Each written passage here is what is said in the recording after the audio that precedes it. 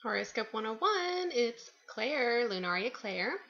Today, happy Sunday, by the way. As always, I'm the last person to go. I'm going to talk about serial killers. Now, what's really funny is that last week in my video, I did Dexter, which for TV serial killers, I mean, can you even name like another one other than maybe like Bates Motel or something like that?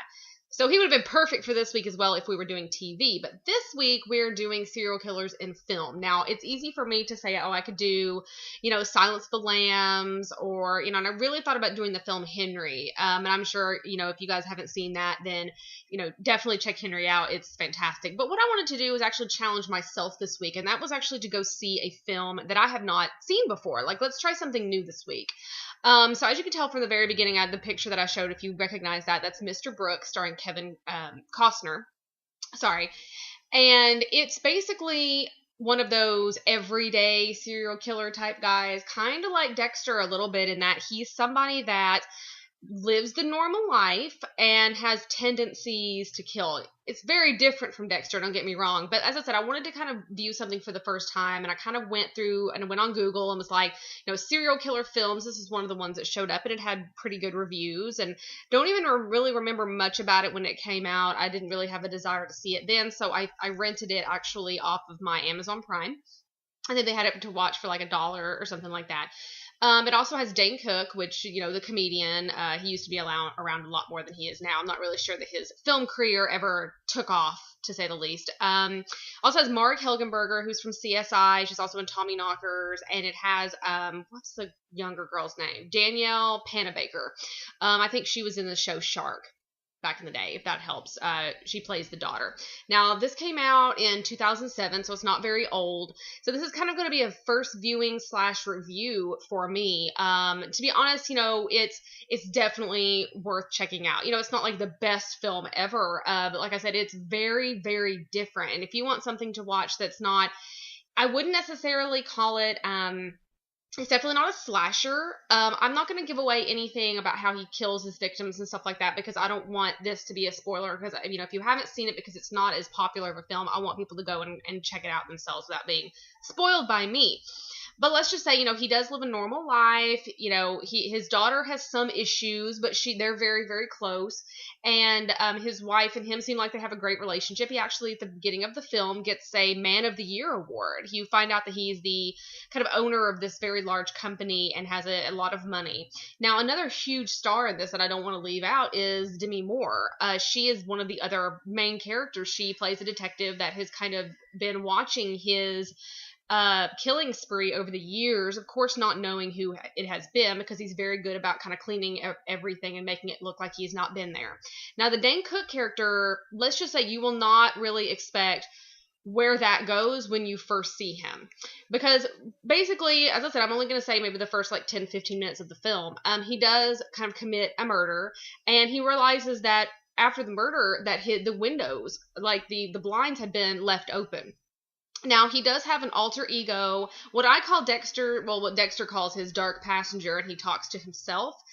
Mr. Brooks actually has what you see as a physical form in William Hurt, the actor, who kind of follows him around and is his subconscious. No one else can see him, and that's who he talks to. That's kind of like his inner serial killer is William Hurt.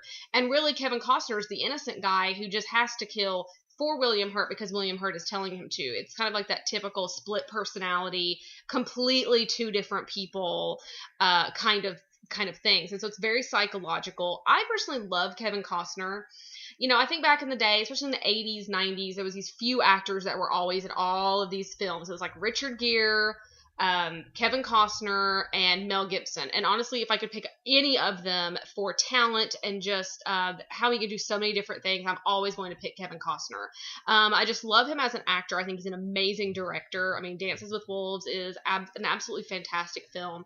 But if you haven't ever checked Kevin Costner out on Inside the Actors Studio, he is one of the first and only people that I have seen with that show, honestly, almost completely address the students in the crowd, because this is the actor studio. This is people that get usually getting their masters at that program, and talk to them almost the whole time, giving them advice about acting, giving them advice about directing. You can tell he's someone that really wants to help people come up in the industry and really help them. And I don't know, once I saw that, it made me love his stuff even more. I'm not going to say I've just been this huge Kevin Costner freak over the years, but once I saw that, I was like, oh, wow, I have a different level of respect for him.